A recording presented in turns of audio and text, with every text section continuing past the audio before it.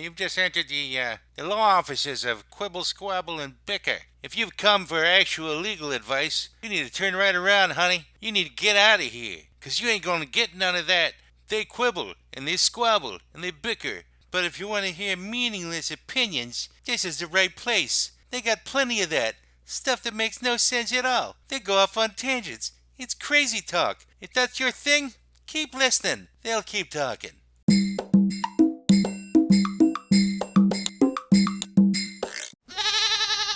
Welcome to the law offices of Quibble, Squabble, and Bicker. We have made it to August 5th, 2020. We are here with Brendan, Greg, and Matt as your fake lawyers to be introduced to our brand new client, sexy zombies and their lovers. And Greg kind of falls a little bit into the lovers category, so he considers himself to be a zombieologist. So, Greg, why don't you start us off? Tell us about what does this mean? Sexy zombies, their lovers, your life, and it doesn't really mean a dead lot. bodies, Greg. And let's just clarify, I'm not just refer to myself as a zombieologist. I have many degrees from many universities. I've guest lectured at Miskatonic University, many universities across the country and the world Give on lectures this topic. at Bob the Subgenius lecture hall. Yes, they love me over there. But we picked that title just because sex sells, apparently. But really, I've been a zombie lover, or I should say a zombie fearer. Is that a word? Someone who's afeared. Someone who's afeared of zombies. Feared? Ever since I saw my first zombie movie in a church, I saw Night of the Living Dead when I was 10. In a church. And I was been terrified of zombies ever since. Wait a second. You saw the Night of the Living Dead in a church? Feared is a word in Florida. In a church. He was feared of zombies. Just feared. I was afeared. But yeah, what kind of church was this? Well, I grew up Catholic, but my friend was Protestant, and I guess Protestant people are more prone to hucksters. And this guy was such a charlatan. On Halloween, he had a print of Night of the Living Dead. He'd go to churches as like a nice, safe Halloween thing for kids to do so they wouldn't run around getting into mischief. And the way he would sell it was he'd give a little lecture at the end, using it as a parable for Christianity. Basically saying, see, in this movie, the zombies were non-believers and the humans were believers. It was such bullshit. Wait a minute. So many kids were crying at the first 10 minutes, and parents had to take their kids out because they expected, hey, this is church approved. I guess this movie's okay. It's not kid approved or church approved. That movie's really fucking scary even when you're older. Yeah, no kidding. I think it's actually completely appropriate because Jesus was a zombie. Yes, the first. He was like not in the beginning. Not in the beginning, but he became one. Yeah. He became a zombie, and that was sort of what drove his stardom. I think that Christianity are really a part of the client here. They're really zombie lovers. But he was kind of like the opposite. He was self-aware, and he was also encouraging people to eat his flesh, not the other way around. Okay, so he had some kind of weird zombie gender fetish thing going on, but whatever. He identified as a different Well, he would be more like the Yiddish daybook, which is essentially a spirit that comes back to life that doesn't necessarily haunt, but has some kind of purpose. And usually, it's more of a nefarious purpose, though, than what Jesus' plan was, which is to get people to, come to heaven. Is that like the Babadook? Actually, I've been doing some reading. I was reading recently on the Jenganger, which is a Scandinavian term for a revenant, which is a spirit or ghost. But prior to that, I was reading on the Daybook, which I will. So it's a malicious possessing spirit believed to be the dislocated soul of a dead person. It's supposed to leave the host body once it has accomplished its goal, sometimes after being helped. So that's.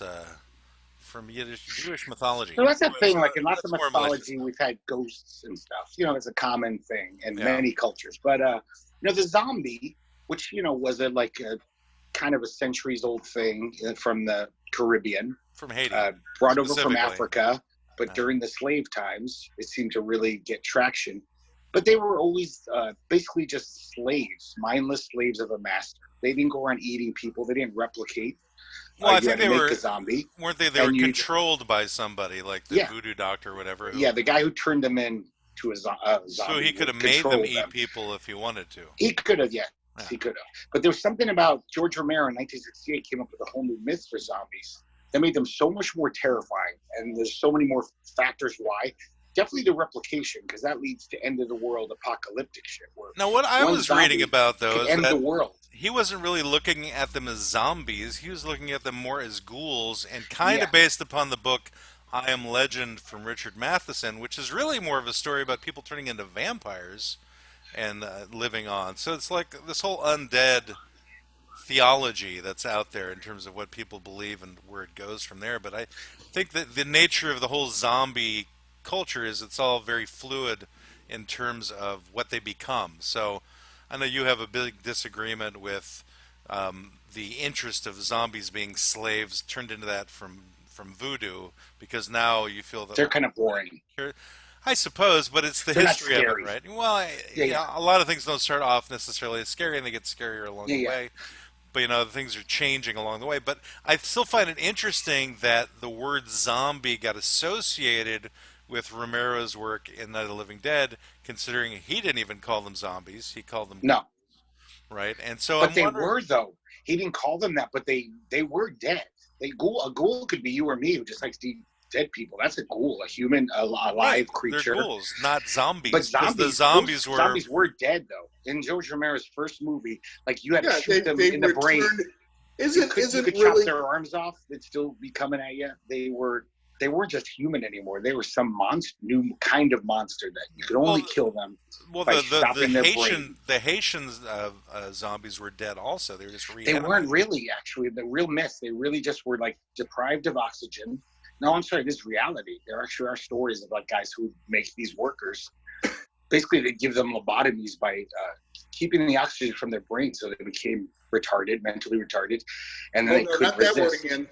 Yes, I'm sorry, but they were humans. Like you could slit one's throat, who would die, and I think in the actual mythology of voodoo, the zombie is actually dead and it's reanimated through magic. That's the thing, is it is actually dead, and it comes back from when they were slaves.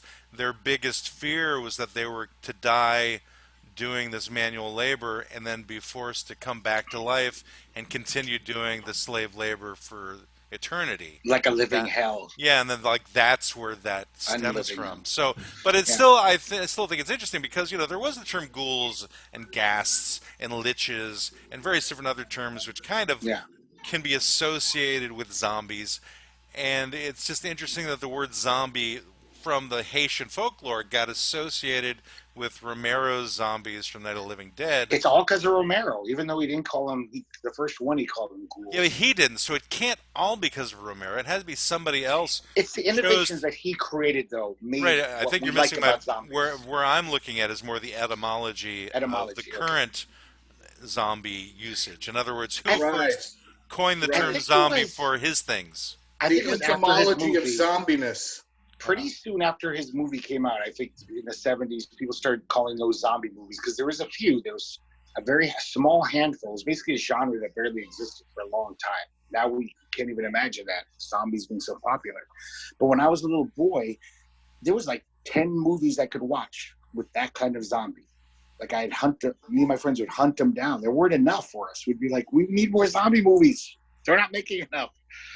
So it becomes like, what is the passion of the zombie? I sort of thought about this heading into this client and this whole issue, in that, is the zombie fascination really just not a matter of whatever the type of monster they are, but really just a fascination and a love for the idea of an apocalypse? That's a part of it, I think. The world is going to come to an end. And whether it's zombies or aliens or whatever, zombies are kind of been a thing recently. We're all going to society's torn down. Everybody's got to figure it out. Suddenly, some redneck douchebag is now a superhero because he had to hunt squirrels because his family didn't have money. Whatever. Suddenly, it's this equalizing force. I think that more than the type of monster they are, it's the existential threat and then the joy of like, oh, we could recreate society. Isn't that what Yeah, Yes, really people I I love think that's a very zombies big for? part of it. Yeah, Yeah, I think you have there's a lot of validity to that. I think a large part of it is if you can imagine the current conspiracy theorists, right? This is their utopia where they've proven themselves right because everybody else is dead and walking around, and they're the ones who, because they prepped for doomsday, they're the ones who get to be right now. So this is their great fantasy, and everybody who's called a sheep for having believed the government, well, they're now all the zombies. So the zombies, I think, are the analog for the concept of being a sheep if you believe in wearing a mask to deal with COVID 19, we're or not buying guns. That's the we're crucial. not buying guns, or not, stocking up on toilet paper the minute anything gets weird. And I think that's I actually have a couple of guns, but be that as it may.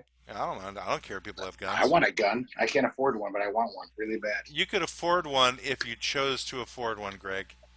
Would you give Hey, me a loan? You Greg, always make Would you give me a loan? you always make these assertions that it's impossible for you to do things because you're so broke. And yet, if you were to sacrifice some other thing for a period of time, you could save that money to buy the Yeah, thing that you want. I It's could have a here, not really a, here, shitty life Greg, for 6 months. Greg, you just need to come down to Florida. I can hook you up with a gun, no problem. A Saturday Maybe night even special, for free. $50. he'll make Yeah.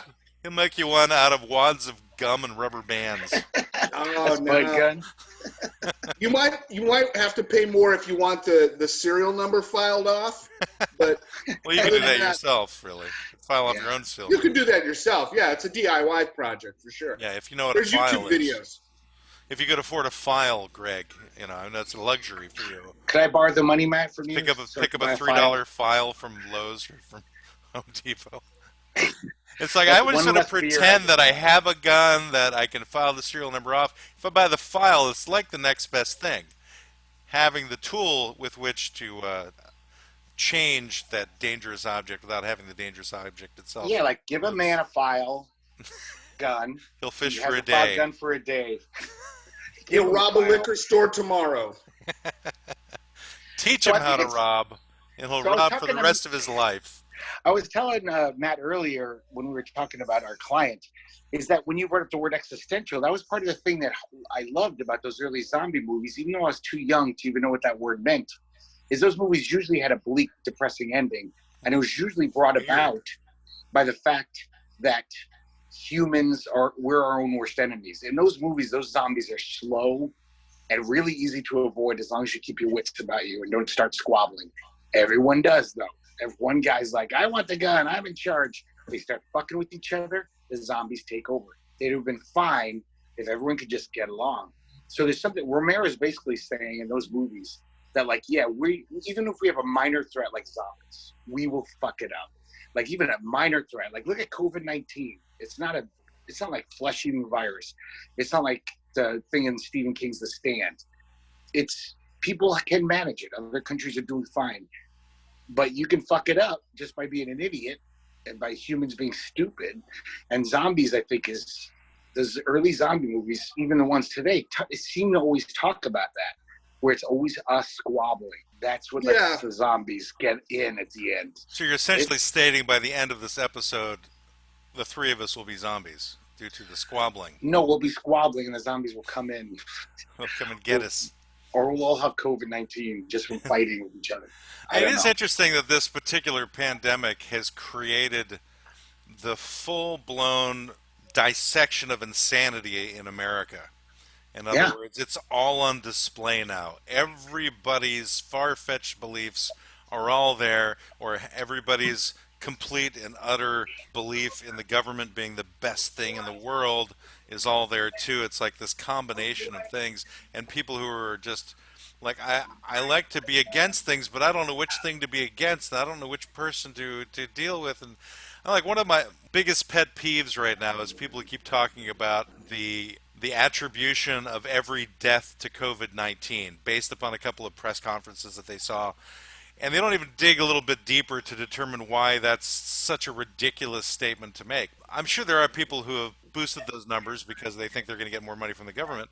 But they're saying that, you get shot in the head, and if you have COVID-19, they're saying that's a COVID-19 death.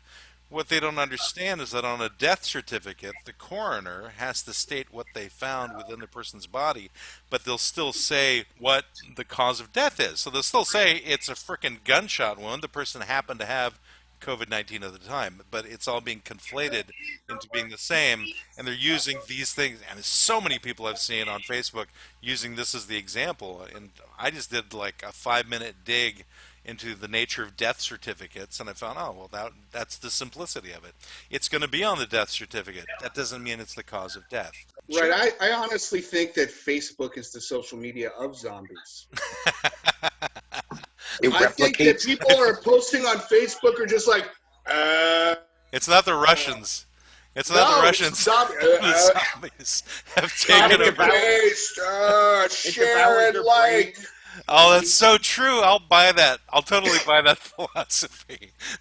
That's what's It is the worst. It is the worst social media of all the social medias. People like to bag on Twitter. I'm on Twitter. Yeah, Twitter's pretty awful. But Facebook is like, it's awful, but it's your friends. It's people you know. And so you just have to just like go, God damn it, I didn't realize you were that dumb. people you care about. And people you care about. People Twitter, you like. Yeah, Twitter, it's like Dragonfly69222 says some shit. I couldn't care less. I don't know who that bitch is. I used to tell people the fact is that everyone on Earth is crazy. They are. People have semblances of sanity. They put on good facades. They appear normal, but everybody has that weird freaking thought knocking around in their head that you just don't know is there until the right moment. And I think this pandemic has given us an insight into those moments because people are starting to view, like Greg had a conversation with a mutual friend the other day where he's just like, I love her so much, but she's full-blown nuts. You know, I care about you, but you're stupid. I just want to say, you're stupid. You're so stupid. Why? Why is this? Why can't you look a little bit into this more? I'm like, fine, distrust the government. That's absolutely necessary. I'm totally behind that. But seriously, you don't have to buy everything from one side and everything from the other. There are gray areas that you can skirt in between and recognize, you know, where there could be some truth and where there's falsehood. And it's just the lack of.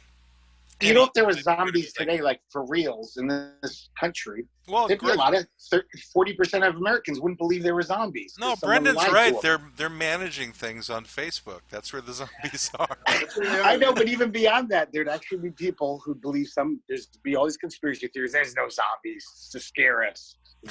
Whatever. Oh yeah, I'm sure there'd be Facebook posts like zombies are like down, and they're like, no, they're just on drugs, and that's why we need stronger drug policy. Those guys are on meth. No, they won't say that. What they'll say is, oh, I haven't seen any in my neighborhood. Do you have any friends who turn into zombies? How many friends do you know turn into zombies? I think that's inflated because of the fact that they'll get more money from the government if they say that they died because they were zombies and they came back to life. But you're like, yeah, people are shambling around. I see that all the time. Just stay in your home. Be quarantined. Get away from it. Then what will be happening? And then you'll be Herman Cain. You'll be dead because you've got COVID-19. Anyway, sorry, where'd that come from? Brought that back to Herman Cain. I don't know. Somehow it all tied together to me. I wanted to bring another thing back that Brendan said, too. Those early movies, especially Dawn of the Dead, the one in the mall, which they remade, that movie is so much like half of it's a fantasy. When they're safely in the mall and everyone's living their consumer dream of just like, everything's ours. We don't have to pay for it. Nobody could fuck with us. The zombies are safely outside. There's like a good half hour of that movie where you're watching and you're just like, this is awesome.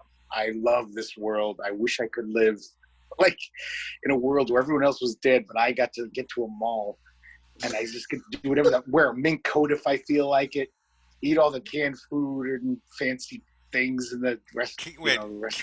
Eat all the canned food? No, there's that a fancy canned food. The like fancy that really fancy stuff that nobody normally can afford. It's got a French accent, so it's fancy canned food.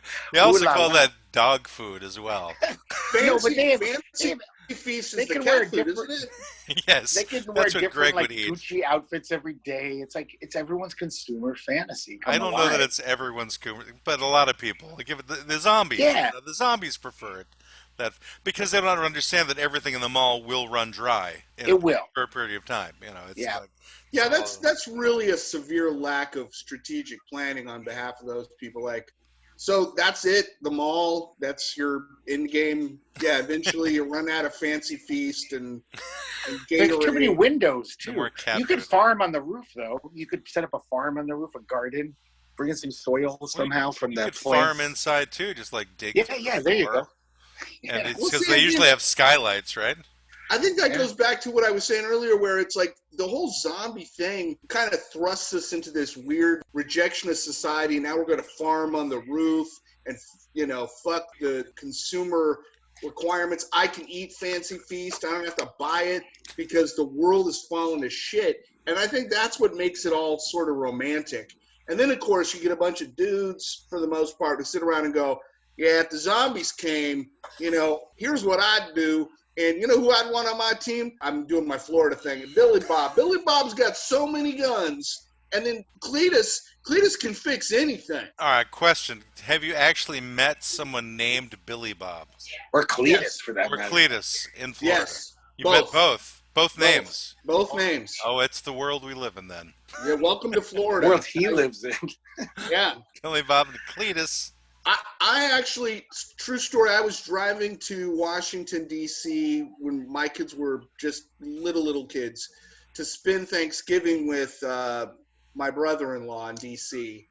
And our car broke down on the side of the road, and a guy pulled up in this big jacked-up pickup truck. This isn't in Florida. This was in, I think it was North Carolina. And on his license plate, he had like special license plate. It was Butthole Billy.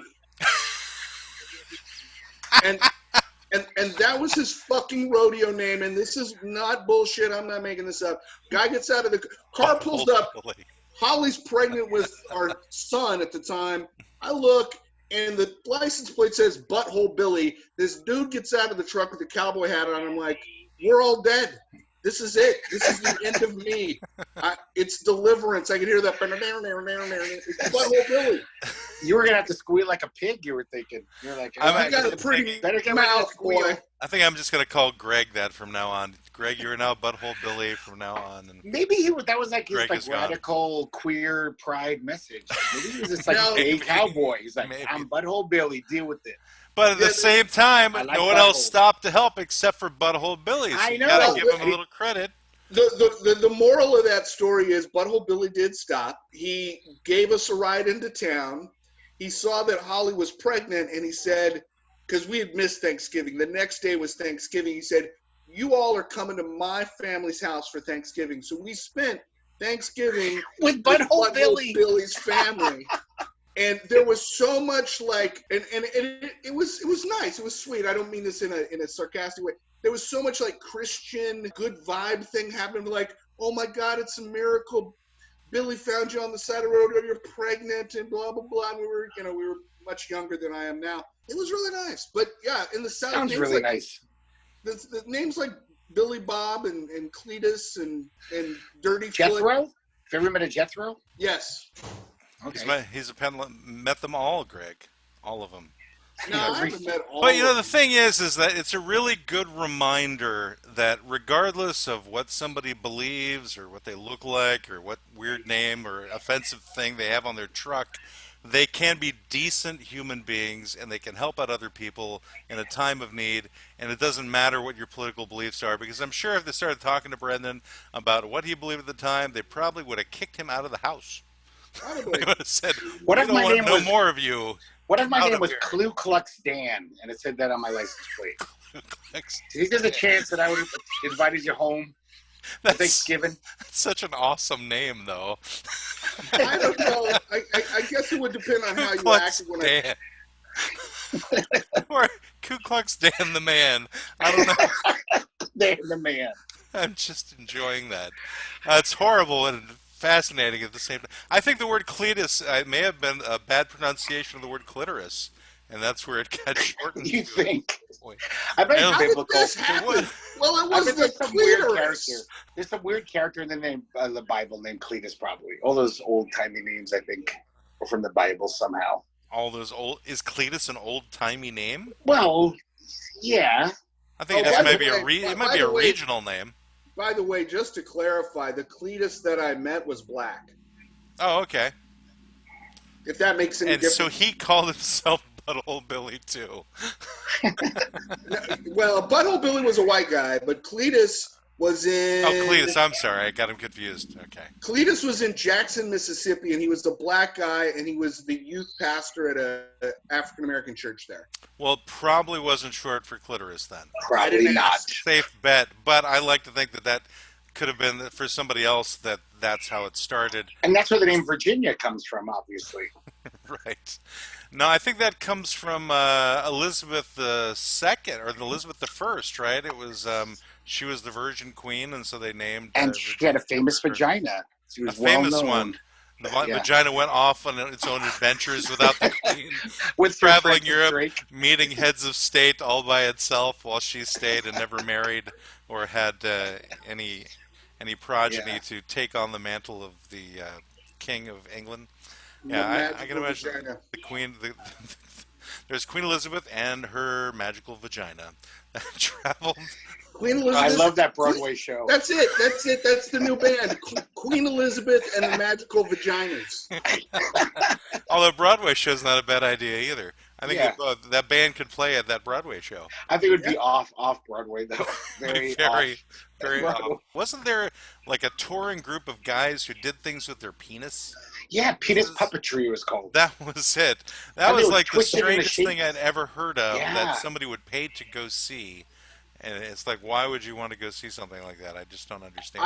I Learn is such a accidentally painful ran form. into that at Lollapalooza, and I have not recovered.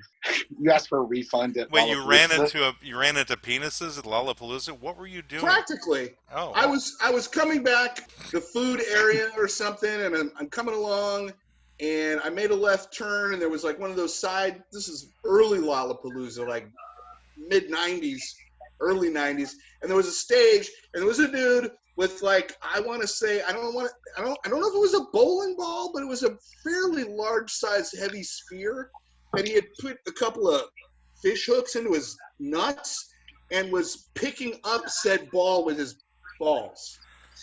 Why isn't that guy in an insane asylum? Like that's just sorry. You just I don't know. It's that's that whole insane. the whole piercing culture. I got a question. I know. Does somebody have like a radio or a TV playing in the background? I've been hearing it kind of throughout the show. I think my neighbor's talking. That's him. Does he know that we're doing an incredibly famous podcast? Well, you're We're not big in France. Yeah, I should chastise him. I should be like, "Yo, keep it down over there." got This no is idea. an international podcast. We've got damn it. 25% of our listeners are in France, and you need to knock off that extra noise there. Or maybe the French like the extra noises that we make, and they're like, "Oh, this is like Jerry Lewis. We're going to become Oh, you know what? beloved by the Nice. French." I was gonna say maybe it's the smoking references and the fact that Greg smokes, and they're like, Yeah. the smoke. He is like us. Oui. So you both We go like into French accents. Hello there. Hello there. Let How are you? us isolate the 30% of our audience who are French. We were listening to you for a while until you started making fun of how we talk, you bastards. You American pig dogs. You must get gone. I snuff at you. I don't even know what that word means, and I'm gone. My You were doing the wife Monty speaks Python fluent voice. French, and if we need her, she can come on. And maybe I could have her come on and just do some sort of French apology for all of us. I Like, think it would probably be best if we keep all of our significant others out of this particular podcast. Like for their my own right benefit and for their friends' benefits, because the last thing I think my wife wants is any of her friends to listen to my podcast, because we have diverging cultures, she and I, diverging friends as well. It's all very carefully delineated as to not to bleed over too much, except for, during holidays when we'll let Greg come over and spend some time and offend everyone else. going back to zombies, that's the beauty. Same thing, Greg. That's the beauty of a zombie apocalypse, is that because of the zombies and all of that, those kind of social constructs, those kinds of barriers to people talking fade away, because you have this very, very important threat, And no matter if you're a conservative or a liberal, or you believe in shape-shifting lizards, or you're a transsexual, whatever, you're all bound together to survive against this horde of human-eating zombies. And I think that's another thing that people, I think, fantasize and love about the concept. I know I do, and that, I think about like, when like I watch The Walking Dead, I go, oh yeah, I could see that redneck dude, and then that, the urban, kind of black hip hop guy, but everybody's got to come together and work through their issues because they've got a bigger problem. I think that's really the thing about apocalypse movies, is that humanity comes together, whether it's a comet coming in or aliens or zombies. Humanity has to bind together and forget all those things that keep them separate at Thanksgiving dinner. Well, but what we've learned just through our own pandemic is that they'll come together in the beginning, and then when people start thinking about it and getting comfortable and starting to see where the advantages are, it all starts coming apart. Yeah, and that's what we see in The Walking Dead too. Is you have these different groups that are created, and they're like, okay, I just need more of their stuff now so that we can survive. Because, if you keep it contained, if you bring in incursions, you're going to have more of an opportunity for people to croak and turn into zombies. But, yeah, I don't know. So let's pose this to our zombieologist. So, Greg, if you were in the middle of a zombie apocalypse, how would you survive? Well, we have to talk about two different kinds of zombies. I'm talking about classic, you. slow. No, I'm talking about me. Okay. The classic slow zombies. I would be like, I could survive this as long as I don't lose my head and I'm not stupid. Fast zombies, I would kill myself as soon as I could. I would just, how can I kill myself the quickest? Those are impossible to fight.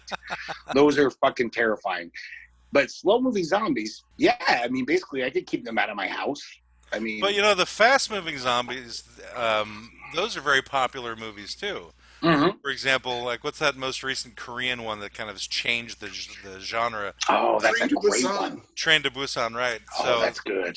No, I like them a lot. I like those movies, but I wouldn't, in that world, I wouldn't even try to survive. I'd be like, they're gonna You're just like, I'm going to become one of you. That's what you would do. I don't want them eating on me. I just want to die nice and quick and painless because I know they're going to get me, and then there'll be 10 of them around me. Like those scenes in zombie movies that always terrified me was when someone gets caught and they're just sitting there going, ah! Yeah, but why don't you just be the one who gets you like isolate one zombie off on your own, have them bite you in the arm, and then you just become a zombie, and then they won't eat you after that. You'll become one of them right at that moment. But that's not good either. It's death. I'd be dead. Well, it's your brain is dead. It's death, and then you're back to life again, roaming around. No, but you're not back to life. Seeing the sights, you're getting to like travel the Everything countryside. Everything that makes me is gone. Like they're non-sentient anymore. Depending upon the movie that you're in, like that's true. If you what was it, Return of the Living Dead, the one that had them eating brains for the first time? Yeah. And they actually started running. They had running zombies in that movie for the first time too. Yeah. Return of the Living Dead, and so they could talk a little bit, and they had still a little bit of knowledge of what happened before, and they were able to discuss that they like brains, so they could at least speak that much. So you could have that much. They're pretty stupid, but they did seem to even have like callbacks to their old memories. So that's not a huge step down for you already, Greg. I know. I don't really do much with my brain. My brain isn't well used anyway. But I would just be shambling along. I would not want to get caught by even the slow movie zombies. So I would just do my best to, find some guns, find some friends, definitely. Because you got to have friends. Because no matter how well secure you are, you got to sleep sometime. Yeah. As long as I have one or more people. But fast moving zombies, man, I would just check out. I'd be like, oh, fuck this shit. Well, there's got to be like some safe place you could be in, where you can find a way to manage it. Again, taking out the human element of screwing things up. Let's say you're with a group of people who are working together. Mm-hmm. What would be like the optimum zombie sanctuary? Not for the zombies, but for yourselves away from the zombies. This is funny that you say this, because as a zombieologist, and before I was an accredited zombieologist, I was a zombie nerd, just as a kid. And I would... Before you were accredited. I would seriously walk around as a kid, looking at different buildings, thinking, ooh, that's a good place. Look at that, no windows on the first floor, blah, blah, blah. You know what's a great place? Downtown Portland, that Armory. I think they call it the Armory. It used to be the Armory, which all got bars in the windows. It looks like a castle. It's all stone. I seriously walk around thinking about buildings where I hope I get to go to if there's a zombie apocalypse. You know what's a really good place though? Porn stores. I noticed. Porn stores never have windows. They never have windows. They have all the edible panties you can eat Right. and edible lubes, and they got porn. So if you're lonely, if you're all in there by yourself, you got sex dolls. Well, with the lube though, you could just grease yourself up, and the zombies couldn't get a hold of you. And It's you like got, slip you right got off. that guy in the you got the guy in the overalls, who's just They get a hold of you. willing to suck your dick if you know. If you had full body lube, you would just squirt right out of any zombie huddle. Eventually, they'd get you. Come on. But no, porn stores never have windows. They're always these they always have great security doors because they're always in high crime areas. Like this big, like bolted, I can't think of the word, like jail doors, Yeah, I always thought the best place was a prison. I thought that when they got to the prison in The Walking Dead, I'm like, that's perfect. Not only do you have all the barbed wire and the tall fences and guard towers and all the kind of shit you would need, but then actually you have individual cells that you could lock yourself in. So even if the zombies came in, you could hide in there. So I think the prison is arguably the best. And a prison has a yard. Actually has land. You could farm there, but it's all still protected by huge walls. Yeah, I thought in terms of the cells working out optimally, because plenty of people die in their sleep, right? So if you're in a cell and you shut the door, you turn into a zombie overnight, then everybody's safe from you too. Right. Or Joe gets bit, but he doesn't die right away, and we're not just going to, put an axe in his head. So we put him in a cell. We talk to him throughout the night. In the morning, he's a zombie, and then we shoot. Yeah, I think one thing that always came through my head when I was looking at it is like, well, the zombies aren't great climbers. They're not really good. Depending upon the movie, though, I think there was... Yeah, World War Z, they're pretty damn good. Oh, God, World War Z. Fuck those zombies. Kill yourself immediately. Yeah. Oh, you know what I recently found out, and I had no idea, but Mel Brooks' son was the guy who wrote the book World War Z. Yeah, Max Brooks. Really? Yeah, Really had good no book, idea. by the way. You should Yeah, read the book. he also wrote like the Zombie Survival Guide or something like that. Yeah. I'm like, oh, he certainly created his own career away from his dad. But anyway, getting back to like where it would be safe possibly to get away from zombies is if you're in a good forest where you can create tree cities. In other words, you'd be up from the ground. Again, not with the World War Z zombies, because they can obviously just climb over top of each other. No, in the book World War Z, Matt, that is They're like actually coconut the end of the hunters. They're book. just like, the tree. The book World War Z is very different than the movie. The book World War Z, they are Romero zombies. They're pretty slow, and they can't climb. And so at the end, when they finally fought back the zombies, there's actually a real estate agent talking about her new condos, which are all tree forts, basically, with gangplanks, and you can pull the ladders up if a zombie invasion ever happens. Yeah, I was thinking that would be the way to do Yeah. it. I mean, the only drawback against it is if the zombies ever caught on fire and they came into your forest, and then you're toast. But for the most, and I guess you could haul dirt up, or find places you can get to that the zombies can't get to, but you can get to it because you're in a tree somewhere. It would be like palm trees because access to coconuts and stuff. I don't know. Just I think the tree city is way more of a cooler aesthetic than living in the prison. But I'm gonna stay in the prison. Plus, I'm in Florida, so they're all over the place. I got no shortage of prisons down here. There's so many prisons. It's like there's prisons and girls and thongs on the side of the road. That's what is the abundance in Florida. Yeah, if it went down in Florida, I'm not finding any tree worthy of building anything. Or That's a true. forest. Palm tree. Everglades. No, nothing. Just swamp and gators and meth heads. So I'm going to the prison. I think that's the name of another band right there. Swamp Gators and Meth Heads. Exactly. They would be quite popular, at least in Nebraska, because it's something they're not used to, except for the meth. In Max Brooks' original book, World War Z, he actually surmises that one of the best places in this zombie invasion, are like inner city schools, because they've been so turned into prisons with the fences around everything, and they've got guard posts because now they frisk kids. They're like kind of prison-like. It seems like though that in all those movies that have something bad happening, a lot of them take place in schools, and it seems like there's not really enough places to hide. I don't know. I don't know what would be the best place. Maybe a stadium, maybe, because they don't have a huge amount of entrances, or you just need to shut down a few. And A stadium could work. You could have a huge farm in the middle. The whole center field, right field could be all farms. I could do a stadium, sure. Yeah, but then the idea is like, how do you get water? There's absolutely no getting around, and I think the first zombie movie illustrates this. There's no getting around. You're going to have to do supply runs. Yes. You're just going to have to go out and face the zombies and go steal Twinkies or beer or whatever. Yeah. Or you find a way to get the zombies to do the work for you. That's impossible. As a zombieologist, if you could train them to like go get things for you and bring them back. Dave the Dead. He was trying to train the zombies to work for man, and of course, it was a fool's errand, and he ended up dying and getting eaten by zombies. The zombies he was trying to train.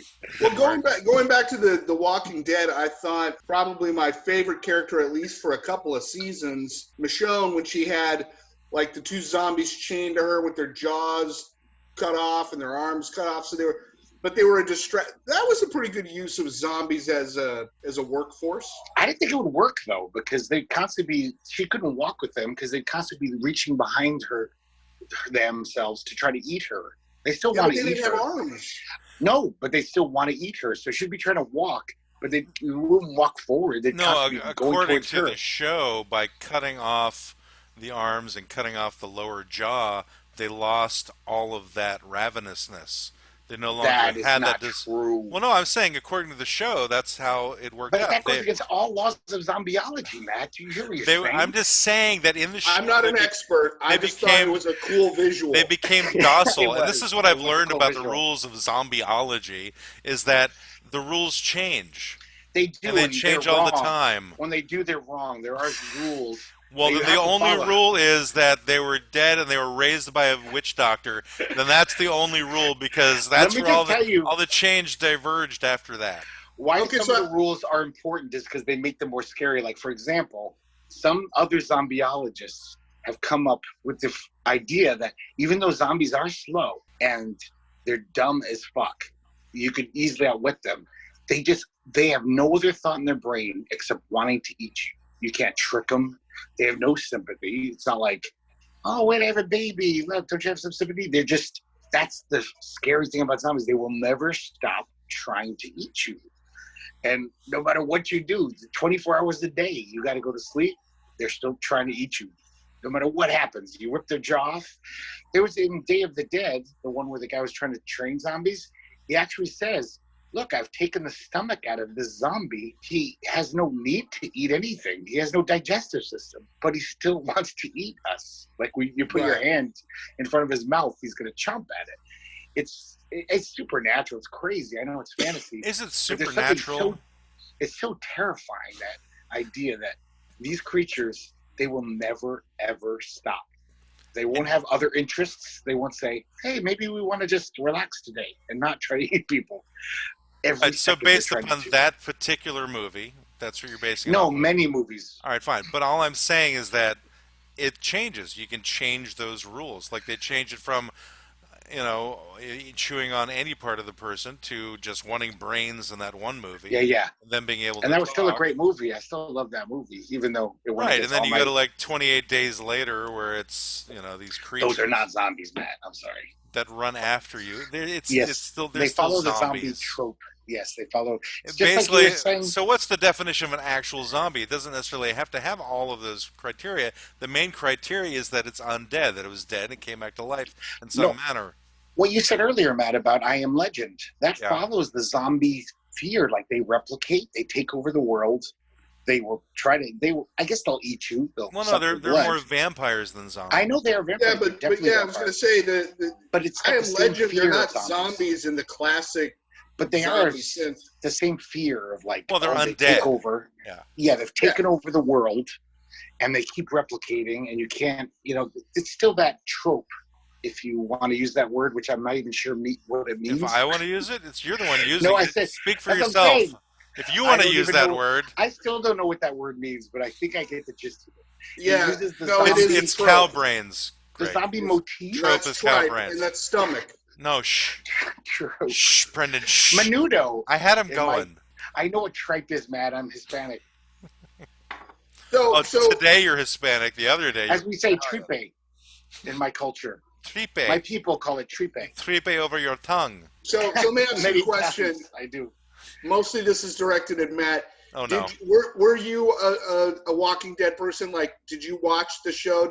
How many seasons did you get through if you did? I've watched all of it except for a large part of the most recent season. I've watched the spin-off. I watched Fear of the Walking Dead too. Oh, okay. I enjoy them. I mean, I like the dynamics between them. They make it more fun. I like the intensity of it. But there's so much ridiculous stuff going on. Oh, of course. You never go, where are you taking a dump, folks? Right. No, I get it. How bad do you all smell now? Right. I didn't watch the spin-off, and I think I checked out season 8 or 9. Are they at 12 now? I don't know.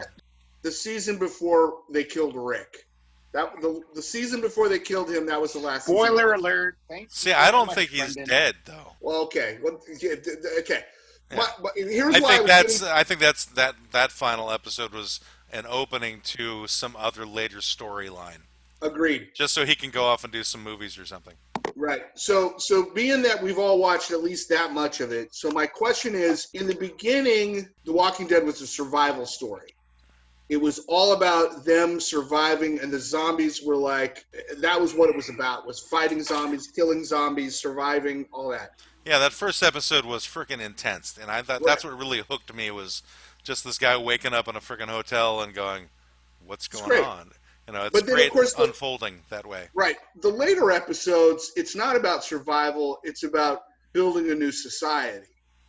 And then the different societies that have been sort of come up fighting against each other. So my question is, which of the societies of The Walking Dead, given they're all flawed to some extent, is the best one, and why? So we're going into specifically the show Walking Dead now, yes. In terms of why not? What's the best of all those?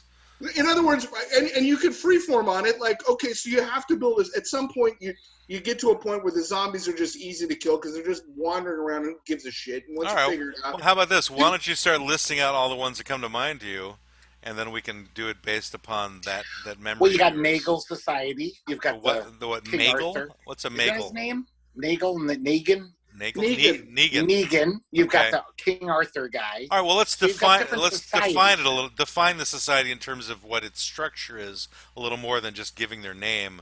Like, what is that particular community about? I haven't seen it. So you haven't seen the show The Walking Dead? I just know of that. I thought you were a zombieologist. How could you not see a show that's all about zombies? Show has pissed my zombieologist bones off so much. Oh my God! See, that's why I asked you, Matt, because I thought, as a zombieologist, the most significant piece of zombie culture, whatever, is The Walking Dead. I mean, 12 years of zombie crap, thousands of hours. I don't know. Yeah, that's what we don't see enough. We actually don't see the zombie crap either. After they eat, where does it go? I want to see more zombie crap. It's like zombies crapping everywhere. You'd be zombie crap. And would the zombie crap be alive after they ate it?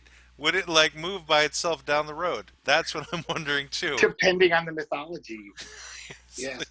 I guess. No zombie movies ever talked about how zombies expel this. So, Greg, I'm taking away your credentials as a zombieologist. I'm just eliminating them from you. I saw the first 9 seasons of Walking Dead. I just didn't see after Negan. All right, so you saw the first 9 seasons. Yeah, right, I get the gist of it. Okay, so you made it sound like you bolted it pretty quick. No, I kept bolting and coming back because this is the show I waited for my whole life as a child. I never thought there'd be a mainstream TV show about zombies, so I watch every zombie movie, no matter how bad it is. Okay. I love zombies. Then you should watch every episode of all seasons of Walking Dead and Fear the Walking Dead. I will eventually. Did you watch iZombie too, that MTV show? No, but I read the comic. Okay, so it's kind of the same thing. Yeah. Oh, I think I know where the term zombie came from for this particular genre after Day of the Dead. It was an Italian movie that was called Zombie that came out shortly after Night of the Living Dead. By Fulci. Z-O-M-B, whoever it's by. It came out after Dawn of the Dead, by the way. His name was, Pepperoni. Whatever his name was, it was an Italian movie. I take offense to that. Good. Italian. It He's a French Italian. Anyway, so it was actually called Zombie ZOMBI. So I'm thinking that maybe there was like some translation from that came over to the U.S. where people started Yeah. referring to the ghouls as zombies. Anyway, but getting back to the question of the societies within The Walking Dead, well, let's look at the first one. So the first one I think you encounter is where it's everybody in a circle with the RVs, right? That's like the first community where I would say that that's still survival mode. I think the first one we run into is probably the governor. okay. No, that's later. They don't meet the governor until like season 2 at least. Yeah, but I mean, in Right. terms of all right, so maybe like there's an earlier community, wasn't there? Like they were in Atlanta, and the community was these. The old guy, the nice old man in his RV, and Yeah, the very but first season. right. What I'm saying is those were still people that were at least loosely organized and just on the run. Yeah. What I'm talking about is where they've settled into something. Well, no, there was like these Hispanic guys who had their own place in Atlanta, and they were taking care of old people. Oh yeah. yes. Yeah, And yeah, so yeah, they yeah. were like settled in. So that was like kind of the first one, and they were just trying That's to one. survive. And they're in the thick of it because that's where like the most amount of zombies was because around a large populous area you're going to have everybody who was not in their houses now out of their houses and biting people. So Right. there's that. So was that a successful experiment for them? Well, It it's seems like they might still be there for all we know. They could maybe go back to those guys. They could still be existing. But again, it comes down to where do you get your food and your water from? Where do you take a dump? And, well, I mean, the thing about that, because I had forgotten about those guys, the like kind of like almost like Latin King gangster right. Hispanics, was their whole motivation was taking care of the old people at the nursing home. So there was this rough guy, tough guy facade, but really at the end of the day, they were just trying to help the old people. Yeah, they were like orderlies originally, apparently. Yeah, and keep them safe. And, Yeah. when that was revealed, there was a certain nobility and like, oh, because at first you hated them and you know what I mean? They were like, oh, they're the bad guys, but really they didn't turn out to be bad guys. So, I'd give those guys a pass. Like if I had to become part of a society and I had to hook up with some Mexican gangsters to take care of some old Mexican women, I'd probably be okay with that. Well, I don't think they were just taking care of old Mexican women. They were, I think, associated with like a nursing home or something. So it was people Well, of okay, different so they were taking nationalities. care of. That's what I'm saying is that was sort of the construct. There was this nursing home, and there was a lot of elderly people. Right. Certainly, there were kids and other people involved as well. I'm not saying that was their singly focused mission. I'm just saying that their purpose was providing a safe place for these people who would otherwise be eaten very easily. So I guess their next safe place was when they were at the CDC, right? Mhm. Isn't that like the next safe place where they had That's pretty safe. showers? There were But that showers. nut job blew it up.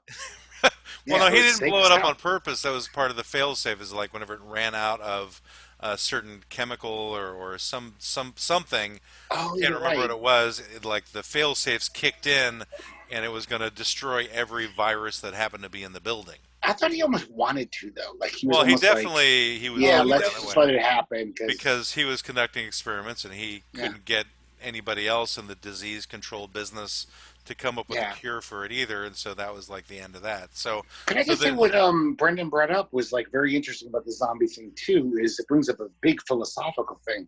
The main first season, probably 2 seasons, was in this world, are you Rick or are you Shane? I had very liberal friends who were like, oh, Shane's right on, Rick's being a total idiot.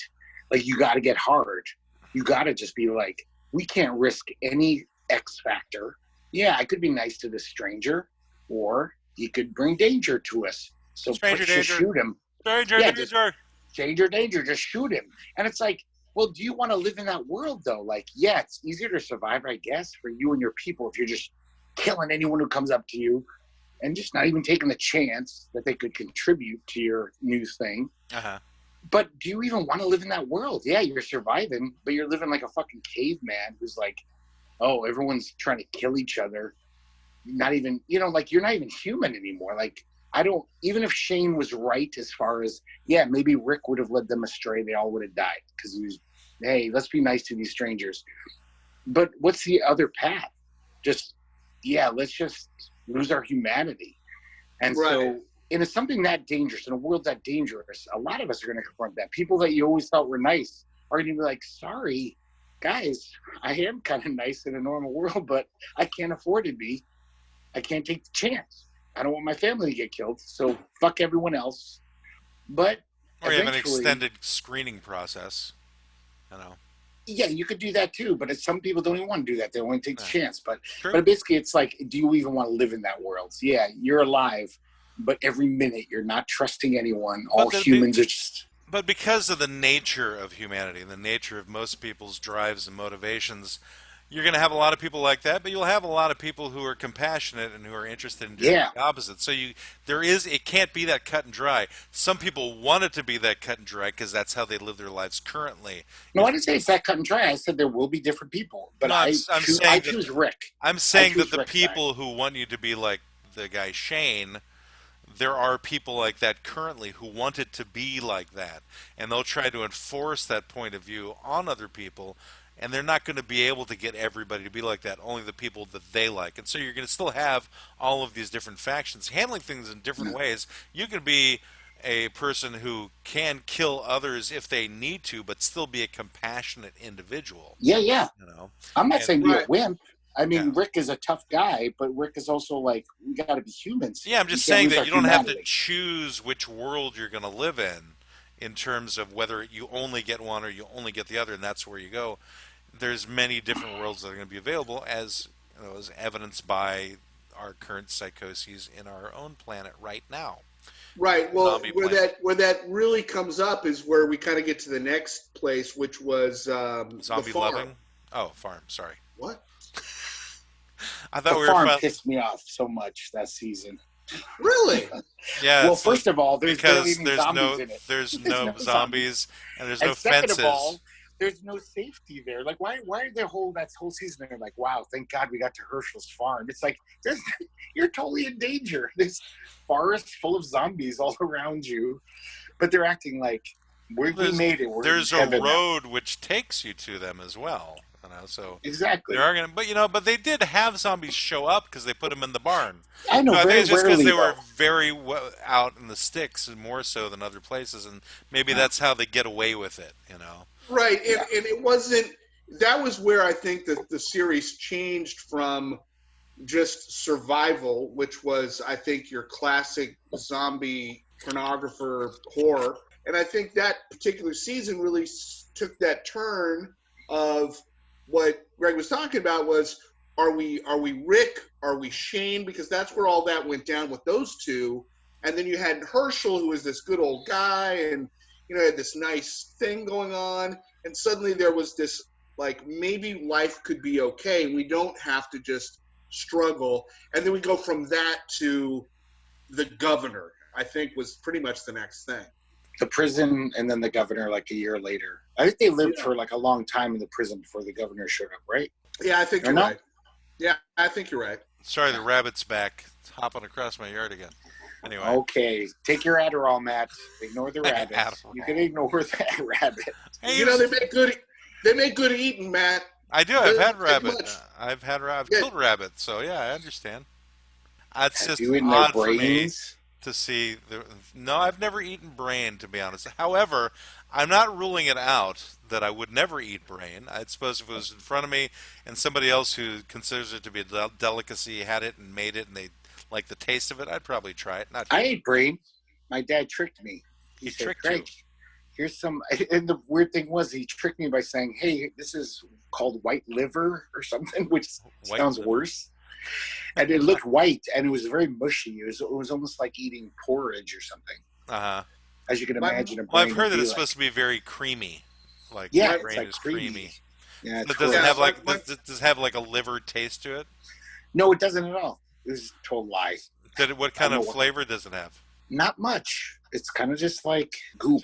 Just a texture thing. Flavorless goop. My dad seasoned it and stuff, but it wasn't like eating a steak, Like maybe he didn't cook it long enough. I was going to say, maybe. Greg, so how did he prepare? My mother was from Oklahoma, and she made brains and eggs all the time.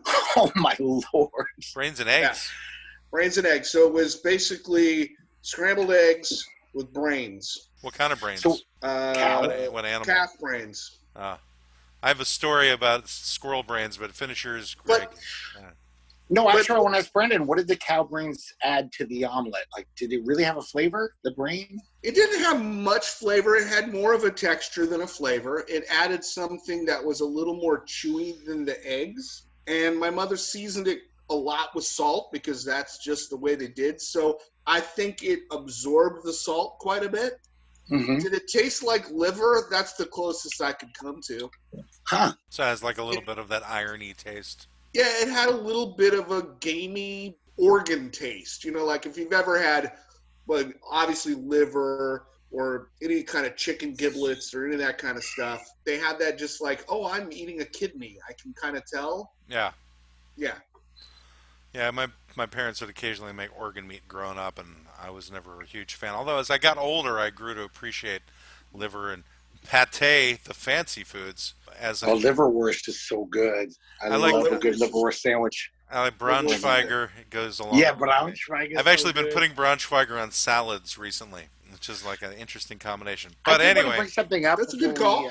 I don't know if we're close to wrapping it up, but it's called Sexy Zombies is our client. And their lovers. And their lovers. And there actually was, in the late 90s, there were quite a very small niche genre of porno about zombie porn. Now, how does that work? They were full-on porns. Well, yeah, fantasy. I get that part. But if you're zombies... It's a movie. So, yeah, these zombies are rotting. It's a movie. And zombies. It was in the theaters. People saw it. They took their kids. But their dick still works. The zombies' penises still work, and the vaginas still aren't all dried out husks, and they have sex. But it was like I thought I might be interested because I like zombie movies. I love zombie movies, and I love porn, especially back then when I was younger. But it was not good. It's not like peanut butter and chocolate. It does not combine well. Zombies and porn. Zombies and chocolate. Ridiculously zombies and peanut repulsive. butter. It is not boner inducing at all. It's boner wilting. Well, I think the concept of their lovers and sexy zombies and their lovers wasn't supposed to be going into the porn territory. I know, but it was more to be like Okay, when so zombies became sexy, and you know who loves zombies. I have one question because I don't want to search this on the internet at all.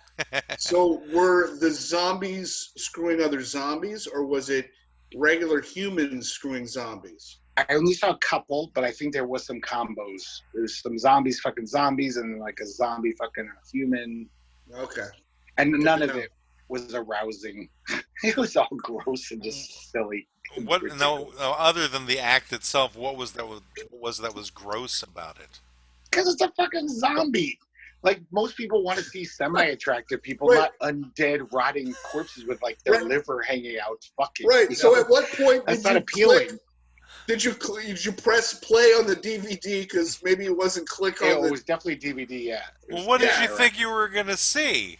Right. I didn't know. I thought maybe I'd have some new kink. You didn't think it would be something? I mean, obviously, it's designed for humor. I knew it would not be hot.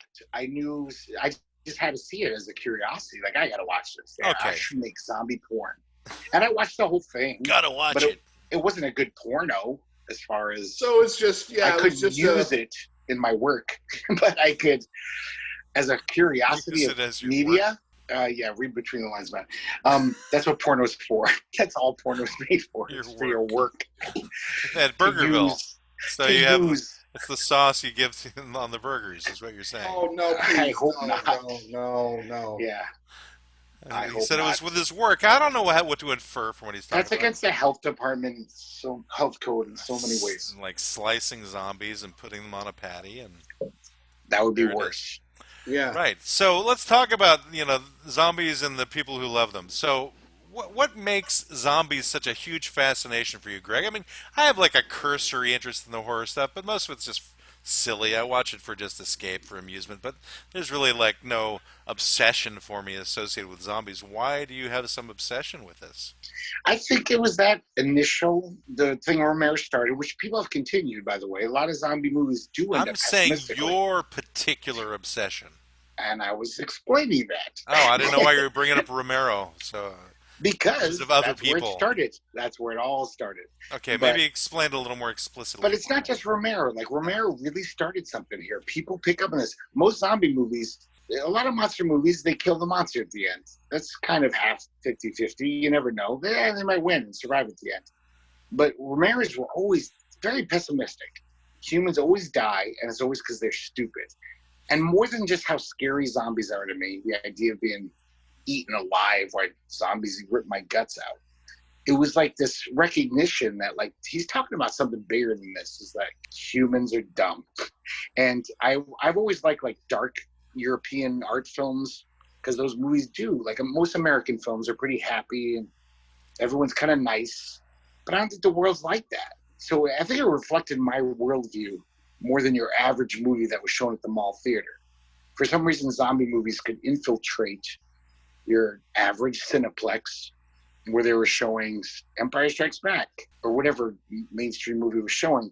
But it had this really, like, dark existential view of humanity that you couldn't really get from most mainstream, definitely not from TV. But even, like, most movies wouldn't show that. And unless you watch, like, art films from France or something, or Sweden. Well, I mean, it's basically showing cannibalism on... Yeah. And that's terrifying. So the question is, though, what has created the obsession with you, though? Why is it? Why? Fine, you had some interest in the beginning because of the existential, blah blah blah. But what has made you maintain the obsession through the years to the grizzled nature of yourself now? That you're still obsessed with zombies. How grizzled I look in the camera. Yeah. But because it's the same thing, it's still a fascinating thing. It still fascinates me. Like, this is all the things we talk about in the show, what people talk about, like politics, everything is reflected in those movies. Class war, Dawn of the Dead is all about consumer culture. Land of the Dead, when Romero kind of came back, that is totally about 1% versus everyone else. Even in a zombie world, the rich are trying to stay rich and fuck over the poor. There's just, somehow you can sneak all these social messages into zombie films. It's become a thing, I think, because Romero started that. It's almost seen as, like, part of zombie movies is this is a reflection of our culture and society, and it's a sneaky way to talk about things. So if it's the same thing in every zombie movie, why maintain the obsession? It's not always the same. Like you said, there's different zombie movies that have different mythologies, different agendas. But still, a lot of zombies. So you accept the change. So you accept the change. I sometimes love some of them, even though I prefer the classic zombie tropes that I love. Whenever I see those, like the new Dawn of the Dead that came out, the remake, I was so worried about that because they were fast moving. I was like, oh, he doesn't respect zombie culture or whatever. I ended up loving it even more than the first one. I know it sounds like heresy. I think No, you wouldn't sound like heresy to us, Greg. It might sound to heresy to a zombie nerd. Zombie twits, but yeah. So when did the new one, you're saying there was a new... It was like 2007 or something. Yeah, like Ving Rhames was in it, and...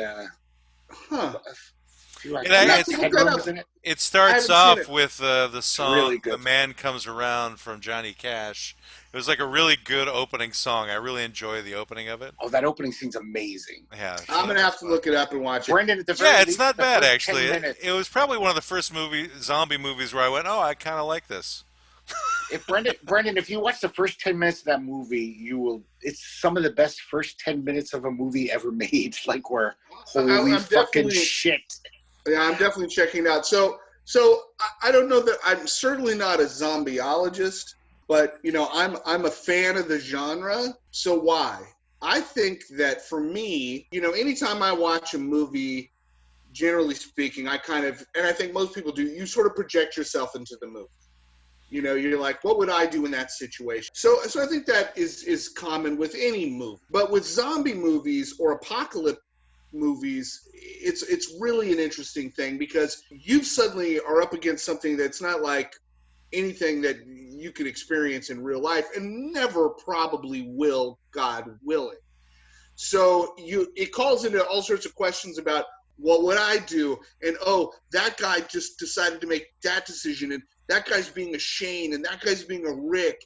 And I think those movies make you think a lot about some basic human nature that in a really visceral way that a lot of other genres of movies don't, in my opinion. When you watch The Walking Dead, so we talked a lot about that, you go, how would I react to that? The guy, I forget, Daryl's brother or whatever he was, up on the roof, and that whole scene, you're like, God, do I leave him there? How horrible is that? Do I not? Do I do?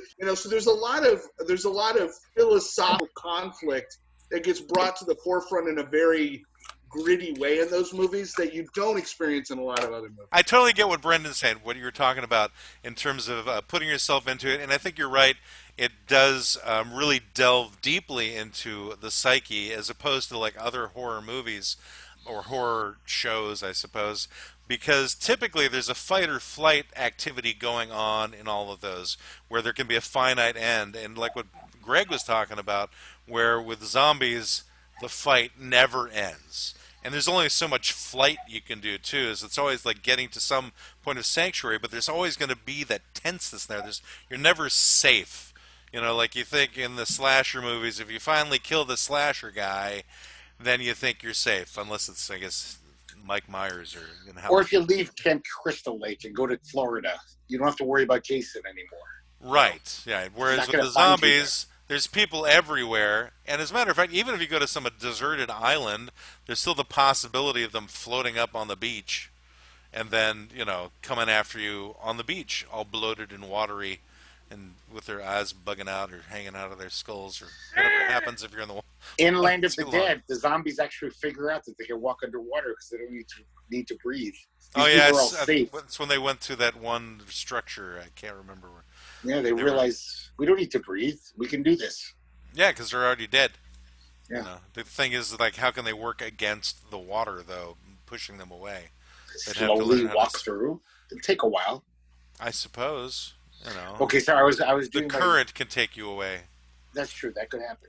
But yeah, I think that's probably the premier attraction to the zombie genre, is because anybody can consider that that's a circumstance where they could try and survive through and how. So I think you get more involved because of that, as opposed to, say, like Frankenstein, where that's a lot less likely, where you'll have some walking monster around, where you could probably take him out with a shovel if you felt like it, or tie twine around his feet, and then he's down. Yeah, just don't go to Eastern Europe, and you'll never see Frankenstein. Right, and for the most part, or Dracula, really, for that matter. Yeah, don't go to Transylvania. Yeah. Well, London. Right. Or in the slasher movies, it's the 5 teenage girls and guys who are having a slumber party, and you can't feel a connection to it across the broader spectrum of the population. Whereas with something with like a zombie movie, you could be like one of us, you could be a 50-year-old guy and go, well, fuck, I'm not going to kick anybody's ass like that young kid. What the hell would I bring to the table? Maybe I'd be the wise advisor. Maybe I'm good mechanically, so I could fix the truck like the guy in The Walking Dead, or whatever it might be. Or if you're the young guy, you're like, yeah, I'd be the guy that was good with guns. And then if you're the young guy, you're like, I'm not good with guns, but I can run really fast and I'm smart, so I'd be that guy. And so you can kind of find yourself in a character and all those kinds of things. Yeah. And whether you're a woman or a man, old, young, you try to go, okay, well, what would I do? Like Holly and I, my wife, we've talked about, if the zombie apocalypse, if there was a zombie apocalypse, who of our friends would we want on our team? And we go through like the people we know and go, Jason's got a lot of guns and he's really good with that shit. So okay, Jason's in. See, you are a zombieologist, just so you know, Brendan. You are. Yeah, I'm just a hobbyist. I didn't study officially. Yeah. He's just he's a freshman. Right. Or you've got the guy that's just really handy and can build shit. He's like the MacGyver guy that is like, well, I don't know anything about air conditioning, but let me see. Oh, there you go. It's fixed. And you're like, okay, you're on the team. And, you sort of like go through that whole process. And you can do that with a zombie movie. With a slasher movie or a giant monster, you're just like, who can run fast and hide best? Well, I want to ask one final question before we kind of wrap up this thing and we get into like money and pizza stuff. Yes. Which is, who are you in the zombie show? What character what value do you actually, as a real person, what value would you bring to a group of people trying to survive a zombie apocalypse? I already know I'm bait. So I don't know about you guys. I'm basically the one who falls down so the other people can get away.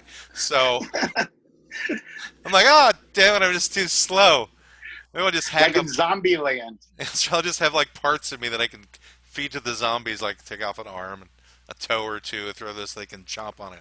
Anyway, but that's basically what I see my fun, because I have no real life value, really, other than yammering and talking to people and annoying them. So You could make the PR right. against people not believing in the zombies. You could be like, you guys are wrong. There's proof here. I'm going to do the PR. I could find the right radio frequency to explode the zombies' heads, maybe. That's what could be done. You couldn't do that. Tune that, figure You that were just one a out. college DJ, Matt. You don't have that kind of skill. Just because you had a college radio DJ. I know. I still know how to read books. I could find books. Yeah. Find books to do something with it. Anyway, but that's basically like the extent of my prowess in Zombieland. I'd be one of the first ones roaming around the streets, Well, really. Matt, what about the people. fact that you're just an ethical man where I could trust you? Where like, yeah, Matt's not gonna like really. He can't. If I get bit or whatever, a wound, he can't. He's not a nurse or a doctor or whatever. But this guy cares about other people, and he's not going to be like, "Oh, it's me and versus everyone else." Well, I think I would probably try to look at things more pragmatically and see and try and take a look at whether ideas are insane or not, and what to do, and how to know whether you could trust somebody. Yeah, you're a very logical guy. Until I got overrun by the zombies, and I'd be the guy.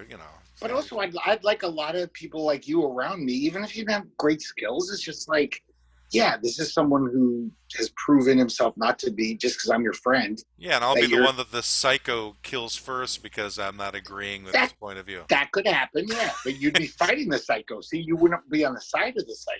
That's right there. That's a benefit for having you. Continues to happen. You'd be arguing with him. Still happens on Facebook. All right, so who would you be, Greg? Yeah.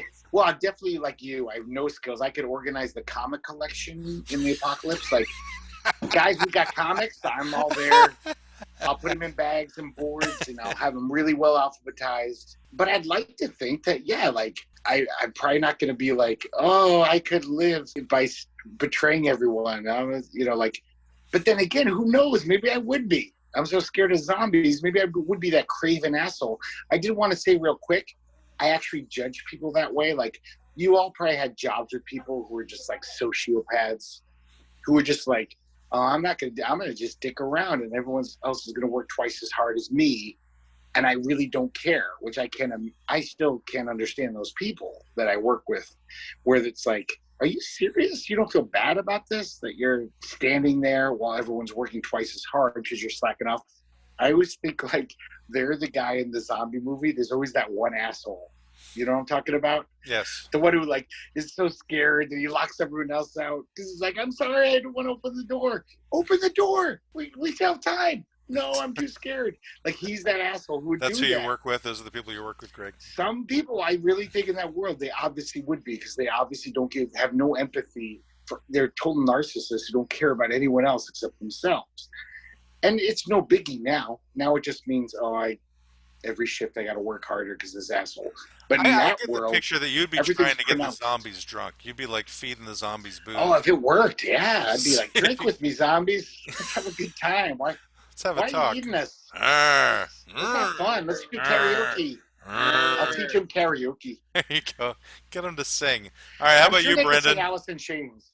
Yeah, right. They probably have the vocal ability. I think any of us who are, over the age of probably 45 is not going to last much past season 3. Just because, we're chum. Yeah, it's just not going to work. I feel like I could be kind of a project manager. I think I'm pretty good at assessing people's skills and making decisions about who's on the team and who isn't. And I'd be willing to make those decisions where somebody might be too soft and go, no, that guy doesn't really contribute that much. So I think that would be my role until we got overrun and I couldn't run very fast and I just got eaten. Right. And then everybody would be sad and they're like, what are we going to do without Brendan? And then somebody go, he was a middle manager. He didn't really contribute that much. He really didn't contribute much. All right, so we've got our roles. All of us would not survive if there was a zombie apocalypse. You know, I'm glad we can be No, slow-moving zombies, I think all of us could do okay. very Because we're all philosophical about like it. basically logical people. We're not like we're not hotheads. We don't fly off the handle and be like, "What?" I think I would want to go to like a smelting factory to hang out. So if the zombies came, I could just put them all in the metal, the molten metal. Just like have like music set up so that they would all like go into the metal and like just Zombies don't follow music. disintegrate. What? They don't care about music. Sure Zombies they don't do. follow music. They might. That's why I would be very careful about selecting my team and building my team, because I would know that at the end I depended upon them more than they depended upon me. So I've always found the way to get rid of the in my mind, the way to get rid of zombies is you just start corralling them into things that utterly destroy them. Sulfuric acid, maybe like send them all to frickin' Yellowstone where they can all go into the sulfuric acid pools and just disintegrate. But like there's got to be a way to corral them because they're stupid, right? So there must be a way to make that happen. And there's a couple of episodes of Walking Dead where some people figured out how to do it to get them into semi trucks using sounds or loud noises or what have you to get them distracted so they head in that direction. Or you could use bait of some kind. Anyway, there's also the idea that I totally thought would work, because zombies are basically like insects, their brain. So if you were on a canyon that wasn't that wide, you could just have guys standing on one side of the canyon and all the zombies would just slowly keep dropping over the canyon. They would not stop. That's what zombies, part of the scary thing is they will not stop. But they're also dumb as fucking insects. They would seriously just keep falling over that canyon. A zombie wouldn't say, "Hey, we got to stop doing this." But canyons have openings, and they could get out of the canyon. No, but they'd be pretty injured, so they could crawl out of it. Yeah, they'd be pretty harmless after that. Well, maybe if they fell down a canyon. Dead. No, I know, but all their legs would be broken. Zombies still have the thing of like if you chop their leg off or break their leg, they still have to crawl around, right? But they will never die. Yeah, but then you'd have this big mound of zombies, and eventually they would just be landing on top of each other. Yeah, walking down, and then they wouldn't. But yeah, there's got to be ways to be able to do that. I mean, they found ways to control it in the show. They just didn't take it to full zombie crushing and utter destruction mode. They didn't think big enough. Yeah. So that would be like, I think another role of mine is like, how can we destroy them all in the most efficient way, so that they're in little tiny bits and they can't come after you at all. Well, this is another nerdy thing I have, because I'm such a zombie nerd. When I watched season 3, or I think 3 of Walking Dead, when they were in the prison safely for a year, there should have been duty every day, 8-hour shifts. You stand at a fence with a pole and poke every zombie's brain through their eye socket, kill as many zombies as you can. Just keep killing them every day. It's like a job. Hey, you got your 8-hour shift. You're going to stand at the fence because the zombies are all there and just kill as many as you can. You would have decimated all the zombies in that area eventually. After a year, you would have decimated a lot of zombies because they might have turned into a herd eventually, which they did, and then they overran the prison. But like, they were lazy. They were like, we're all safe here. Let's just be content. It's like, no, every day you should be out there killing as many zombies, depleting their numbers. Right. And you could have killed millions of them every day. Just poke. Well, the problem with that is you have a lot of decomposing corpses around you. Yeah, carry but they're disease. Anyway. They're already decomposing. I know, but then it's worse then, because that's when the insects come into play. Actually, that would be better for the zombie shows. They should have more insects burrowing in and out of them for detail purposes. Anyway, yeah, let's just wrap this sucker up and get into how much money we got for the pizza fund. And right now we're at $2.25. $2.25. Is that also in France? I don't know where it's from. I saw online, at least down here in Florida, we can get a Pizza Hut 2-topping pizza for $9.99. I think we can get cheaper than that here. I think sometimes Domino's has like a $6. They have a $5.99 deal if you order a couple of things. Yeah. Anyway, but we've gotten 274 total plays, estimated audience of 25. So thank you, 25 people, of which 3 of them are here, and we've probably listened to them in different platforms. So do we feel that we've given our client due time, sexy zombies and their lovers. Have we? I don't. I could talk about this for 10 hours. Oh God, and I would die. I think. I know. I don't expect you. Zombies I'm just saying. 10 hours. I feel we've covered the client in terms of the client situation and how we should proceed. I think that I think that the zombies genre is going to morph and change. I think we've pretty much run the course of zombies because we just beat it to death with The Walking Dead. Yeah. But I think apocalyptic movies with some crazy threat that you can't just solve easily is always going to be a part of our culture. So how does that lead us into our next client? So for actually next week, everybody, there will be it's mummies. There's no podcast. Client. There'll be no podcast next week because I'm going to be in a national park somewhere and probably have no internet access, more than likely. So we'll be taking a week off from this particular podcast from the law offices of Quibble, Squabble, and Bicker. But we should be thinking about what maybe we could do the next podcast is like the trip to the national parks. I could bring up those. If you guys have ever been in national parks, we could bring those up. Never have. Several national parks. Okay. Well, we can talk about Greg's lack of having gone to any place significant. Are you not a camper, Greg? No, not at all. No, he's more of an RV than a camper. Camping's not comfortable. Why would I want to be uncomfortable? That's ridiculous. Well, no, Greg doesn't drive, so he doesn't really get out of any place that's I've been able to beyond camp. Beyond bus. I've camped at kind of rough camps. So let me just. Well, I'm not doing no camping. I don't do no camping. Yeah. I'll be in comfortable locales. Yeah. I'll be driving to places from those comfortable locales. All right. Well, going back to our theme here, I camp. I still camp. I pitch tents. I've done it in the middle of the night. I don't know if I can have you guys on the team. If you can't sleep in a tent or you can't pitch a tent at night, that's a problem for me. I snore too, so nobody I don't give a shit about snoring. I snore as well. Snoring is what brings the zombies. Yeah, will. Sound. Yes, they'll know it's human. It's the call of the wild human. And menstrual blood. If a woman is menstruating, camping, during a zombie apocalypse, it draws them nearer. Okay, I didn't know. Oh wait, that's bears. I'm sorry, I'm getting confused. What the bears, are you talking about? Zombies. I get confused. This has been the law offices of Quibble, Squabble, and Bicker Computer Telecast, where any advice has been designed purely for amusement and deep-sea diving. Please take a candy on your way out, pet the lion tamer, and subscribe to this computer telecast if you know it's good for you. The law offices of Quibble, Squabble, and Bicker deny all culpability in today's events and are not to be confused with real law offices that have a secretary and books and stuff. Thank you all. Have a good day.